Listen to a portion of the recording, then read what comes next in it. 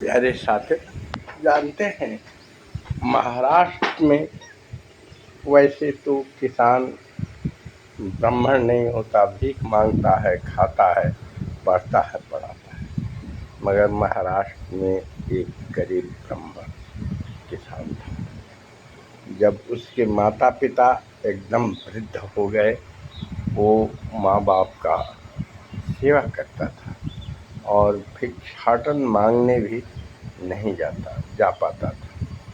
एक बार कोई संत आए और कहे कि भक्त, माँ बाप का सेवा ही पृथ्वी का सबसे बड़ी सेवा है।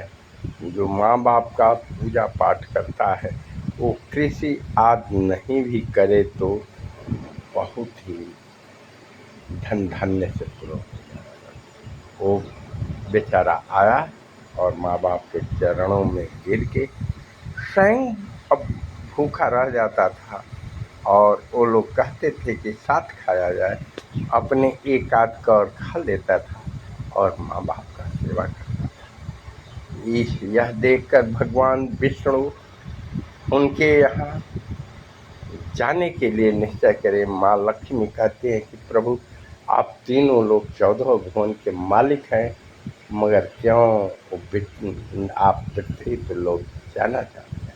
वो कहे, पहले अभी न पूछो, तो उस भक्त का ये देखो, सेवा देखो। भगवान आकर कहते हैं कि मैं एक गरीब हूँ और मुझे तनख्वाह न दे करके केवल भोजन देने का कष्ट करें, तो मैं आपकी सेवा करूँगा। इस पर वो भक्त ब्राह्मण जो माँ बाप का सेवा था रख लिया, प्रभु स्वयं किसानी करने लगे और उसका हेल्प करने लगे। कहा जाता है कि जब माँ बाप का स्वर्गवास हो गया, भगवान विष्णु कहे कि अब मेरा ये पूरा हुआ, मैं जा रहा हूँ, और चतुर्भुजी भगवान विष्णु के रूप में अवतरित हो गए।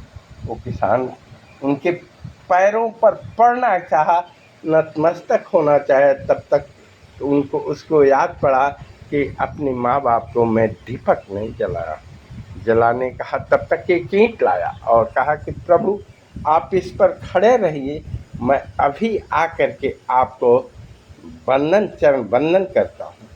और इस पर प्रभु विष्णु भगवान को खड़ा करा करके दीपक जला रहे हैं।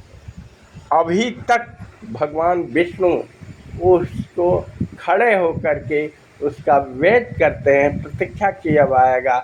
उसी को महाराष्ट्र में विट्ठलनाथ का मंदिर कहते हैं और भक्तगण जाकर अपनी मन्नत मांगते हैं।